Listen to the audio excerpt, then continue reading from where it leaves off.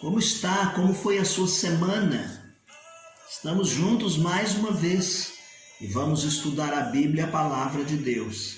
Mas eu quero te convidar antes para nós termos um momento de oração. Bom Deus e amado Pai, obrigado pela semana que vivemos, pelas bênçãos alcançadas, pelas experiências vividas. Obrigado porque a cada dia, a cada prova vencida, o Senhor robusteceu a nossa fé.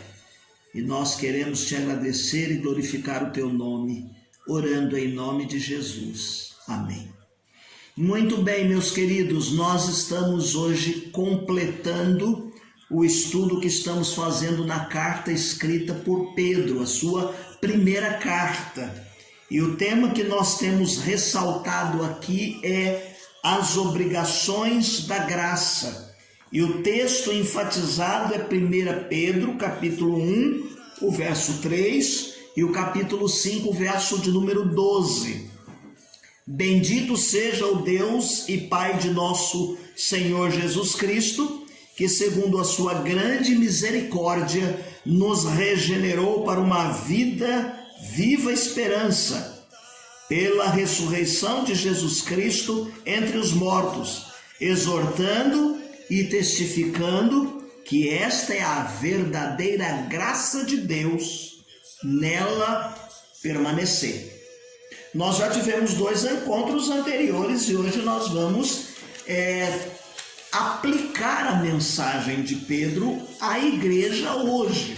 O que é que nós podemos aprender de tudo que nós vimos nos nossos encontros anteriores, que podemos aplicar à nossa vida hoje, o nosso cotidiano, a vida da igreja hoje? Em primeiro lugar, o sofrimento não deve ser desejado. Ninguém deseja sofrer e passar uma vida masoquista, não é verdade? Então, o sofrimento não deve ser desejado, mas também não deve ser desprezado pelos crentes, pelos cristãos. Então, tudo que nós vimos e aprendemos de sofrimento, de perseguição, deve trazer à luz o ensinamento para nós hoje, que nós sempre que passarmos por dificuldades, por provas, por sofrimentos, é interessante descobrir qual o propósito do que estamos sofrendo, pelo qual nós estamos passando. Por exemplo, nós gostamos de ler o livro de Jó e em nenhum momento ali há uma tensão de Jó perguntando, os amigos de Jó acusando. No fundo não era Jó o responsável por aquilo, mas ele estava passando por uma prova muito grande e foi vencedor. No final da sua vida, grande parte do final da sua vida, ele colheu as bênçãos porque ele entendeu o propósito de Deus para a sua vida. Olha, hoje nós podemos entender pelo menos algumas maneiras. Lá no tempo de Jó e em alguns livros do Velho Testamento, as pessoas perguntavam: por que eu estou sofrendo? O que é que eu fiz de errado? Às vezes nós olhamos e tentamos entender por que nós estamos sofrendo. Olha, quando pecamos, quando erramos, fazendo coisas erradas, temos consequências das coisas cometidas, sim. Trazem consequências sobre a nossa vida.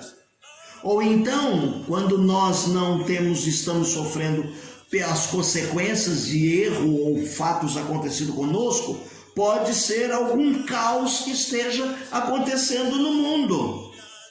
Guerras. Estamos vivendo tempos de pandemia. Quantas famílias estão sofrendo, perdendo entes queridos sem explicação de uma hora para outra? Esta semana, por exemplo, os noticiários, hoje, por exemplo, uma casa que desabou aqui no nosso bairro, aqui em Jacareí, e quantas famílias ficam desprovidas. Por causa de quê? Por causa de calamidades, de coisas que estão acontecendo no mundo alheios à nossa vontade, que nos atinge. Então nós sofremos. Ou quando nós estamos passando momentos de perseguição. Você já teve dificuldade no seu emprego, por exemplo? Uma chefia. Você nunca fez nada de errado, um colega de trabalho, ou na rua alguém que cria uma situação com você, talvez um vizinho que traga danos e te persiga. Então você não fez nada, mas você está sofrendo, você está passando por provas que você está vivendo por causa de perseguições. Muitos dos cristãos aqui na carta de Pedro, nas cartas anteriores, a igreja sofria e eles saíam dispersos. A diáspora que nós vimos, por exemplo, a perseguição por causa do evangelho de Jesus Cristo. O que é que nós aprendemos aqui nesse primeiro ponto? O importante é que quando passarmos por uma experiência de sofrimento, não desfaleçamos. Pedro está dizendo que é para a gente não desfalecer. Pelo contrário, numa hora como esta, nesse momento que estamos vivendo no mundo, as dificuldades agraçando o mundo, a pandemia, nós devemos buscar a comunhão e o conforto em Deus, lendo a sua palavra, aprendendo da sua palavra. Então é preciso que busquemos comunhão e conforto que vem da parte do Espírito Santo de Deus e da sua palavra.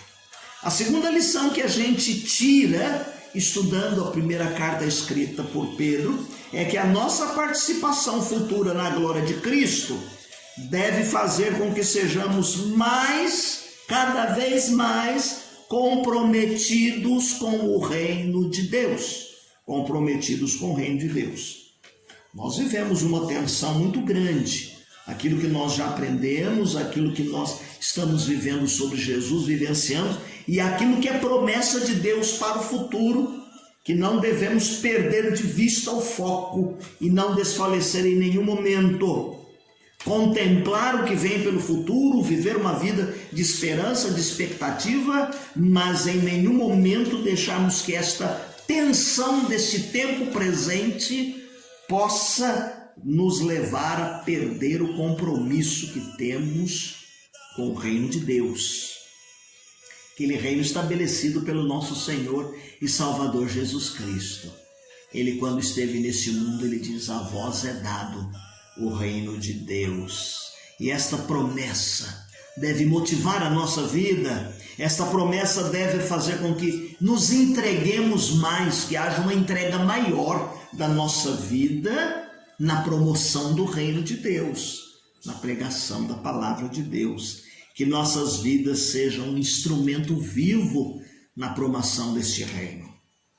Em terceiro lugar, quando nós estudamos as cartas de Pedro, pelo menos esta primeira carta, nós vemos duas expressões em que ele diz assim: a graça de Deus é multiforme.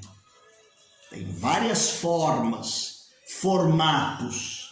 Ele está dizendo, por exemplo, em 1 Pedro 1,6, ele fala que nós passamos por várias provações. Quando vocês passarem por várias provações, por várias provas, não é isso? Ele não diz uma, ele diz várias. Mas ele diz também no capítulo 4, verso de número 10, que a multiforme graça de Deus é quem vem neste momento para nos sustentar e nos ajudar. Há uma palavra usada aqui em ambos os casos, é a mesma palavra, poilikia, significa que Deus tem muitos recursos da sua graça, que a graça de Deus à nossa disposição é infindável para enfrentarmos os problemas, para enfrentarmos cada provação na nossa vida. Deus apresenta e derrama sobre nós a sua graça. Ela é multiforme. Seja qual for a forma da prova e do problema, a graça de Deus está aí presente para nos ajudar. Não estamos sozinhos, você não está sozinho, eu não estou sozinho. A igreja de Cristo não está sozinha. Deus nos acompanha nas nossas lutas, em todos os momentos.